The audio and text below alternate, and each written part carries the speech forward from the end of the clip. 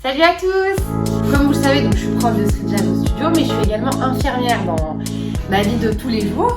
On a décidé avec le studio et avec Mathieu surtout de vous faire une petite vidéo explicative sur le port du masque. Du coup, je me suis dit, pourquoi pas faire une vidéo pour le studio. Vous avez un masque dit chirurgical, c'est celui-là. Donc il est bleu et blanc, mais il peut être tout blanc.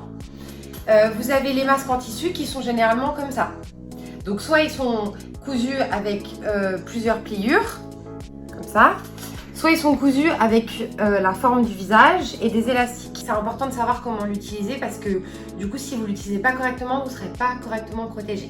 Les masques sont soit bleus et blancs, soit tout blancs, les masques chirurgicaux.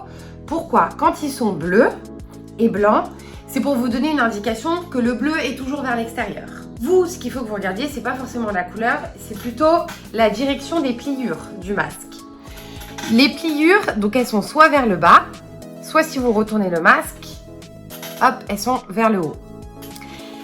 Quand vous portez un masque chirurgical, ce qu'il faut faire attention et ce qui est primordial, c'est que les pliures soient vers le bas. Si vous mettez le masque dans l'autre sens, donc vous êtes bon puisque vous avez la barrette ici, vous avez les pliures vers le haut et là dans ces cas-là, il y a un défaut de protection. Donc c'est hyper important. Les masques, c'est toujours les pliures vers le bas, vers l'extérieur. On se nettoie toujours les mains avant de se mettre son masque. Qu'on fasse un lavage des mains simple ou qu'on utilise une solution hydroalcoolique. Quand on prend son masque, on prend les deux élastiques qu'on place au niveau des oreilles. Jusque là, tout va bien.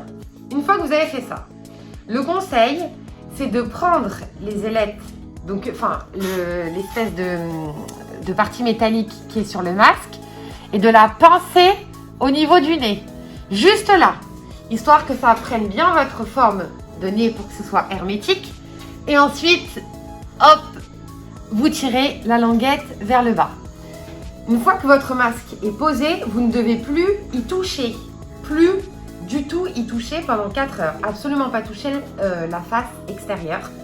Puisque à partir du moment où vous vous baladez ou que vous allez faire des courses ou que vous êtes en contact avec d'autres gens, non seulement vous contaminez cette partie, mais en plus vous pouvez potentiellement avoir cette partie qui est contaminée. Donc d'où l'intérêt de ne surtout pas la toucher. Si jamais, pendant ces 4 heures, parce que vous pouvez le garder 4 heures, vous avez envie de boire, de vous gratter le visage, jamais sur le masque. On se désinfecte les mains, soit en se lavant les mains au lavabo, soit avec une solution hydroalcoolique, avant de toucher à son masque. Bien sûr, on ne touche pas devant, hein. Une fois qu'on a fait ça, on retire la languette derrière l'oreille et on laisse le masque pendre. On n'y touche surtout pas. On boit de l'eau si on comptait boire de l'eau. Attention, c'est pas pour le repas du midi qu'on fait ça comme ça. C'est juste pour une petite action. Ou alors on se gratte la partie qui est ici si vraiment on ne peut pas faire autrement. Une fois qu'on a fait ça, c'est mieux de se redésinfecter les mains avant de remettre le masque de cette façon derrière l'oreille. Là, je n'ai touché strictement à rien. Mon masque a gardé la forme de mon visage. Ce masque-là, c'est 4 heures. Quand vous le retirez pour le jeter, vous retirez les deux languettes au bout de 4 heures. Hop. Ce qui est important, c'est d'éviter de le jeter n'importe où. Ce qui est bien, c'est de le jeter quand même dans une poubelle fermée. Si vous avez un petit sachet pour le jeter dedans, vous le jetez dedans. Après, c'est pas indispensable si c'est à la maison. Vous le jetez dans la poubelle de la cuisine avec le couvercle et puis c'est réglé. Ensuite, vous avez deux autres types de masques. Donc, comme je vous ai dit, les masques en tissu. Donc, il faut qu'ils respectent bien sûr les normes. Mais bon, ça, les patrons ont été donnés de toute façon aux couturières pour la majorité. Alors, vous avez donc cela ou cela. Donc, cela, c'est simple, ça suit exactement la même règle que le masque chirurgical, c'est-à-dire vers le bas. Celui-là, il y a la forme du visage, donc on ne peut pas le faire dans les deux sens parce que quand c'est bien cousu, généralement, il n'y a qu'un sens qui marche.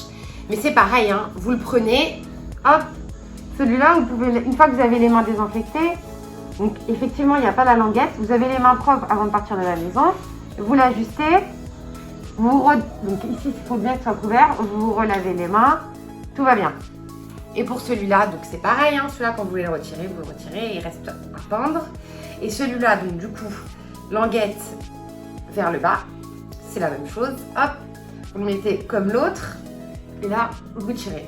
Bon, il faut que le nez soit bien pris. Jamais on fait ça, jamais, et jamais on fait ça non plus. Ça ne sert strictement à rien. Vous avez tuer toute l'utilité du masque que vous aviez sur vous et potentiellement vous vous êtes contaminé. Celui-là, il se jette. Ces deux-là, par contre, ils se lavent. Une fois que vous l'avez utilisé une fois 4 heures, même si vous l'avez utilisé 2 heures, vous ne remettez pas dans votre sac et vous l'aurez utilisé 2 heures. Une fois que vous l'avez retiré, il n'est plus utilisable avant d'être renettoyé. Plusieurs façons de désinfecter, de nettoyer son masque. Soit on le fait à la machine à 60 degrés, soit il y a d'autres options, c'est-à-dire vous le nettoyez avec du savon, il faut le nettoyer. Ensuite, vous le faites bouillir. Donc vous prenez votre bouilloire, vous mettez de l'eau à chauffer, vous les mettez dans un ramequin après les avoir nettoyés et rincés avec un savon. Et ensuite, vous les faites bouillir 8 à 10 minutes. Pas moins, c'est pas assez efficace. Vous les laissez sécher. Ce qui peut être conseillé aussi en les laissant sécher, c'est d'éviter de les laisser sécher trop longtemps à l'air libre. Vous pouvez utiliser un sèche-cheveux. Attention, si vous rentrez à la maison, vous ne pouvez pas passer juste au sèche-cheveux, ça ne marche pas. Et dernière chose, le fer à repasser, c'est pareil. Ça peut être utilisé pour ces masques-là, mais ça ne peut pas être utilisé pour le nettoyer. Si jamais votre masque perd l'élasticité les masques maison, il faut revoir pour recoudre ou d'autres élastiques. S'il y a des trous, c'est foutu, il faut le jeter, ça sert plus à rien. Mais les élastiques, par contre, ça peut être rattrapable, mais il faut faire attention. Un masque ne doit pas être lâche, c'est-à-dire que si mon masque il est à moitié comme ça, c'est pas bon, il faut revoir avec les élastiques. Bien sûr, on n'oublie pas, toujours on se lave les mains. C'est aussi l'un des gestes les plus essentiels pour éviter de se contaminer parce que c'est pas parce qu'on voit pas le virus qu'il n'existe pas. Voilà, donc je vous fais des gros bisous et prenez soin de vous et puis on se dit à bientôt!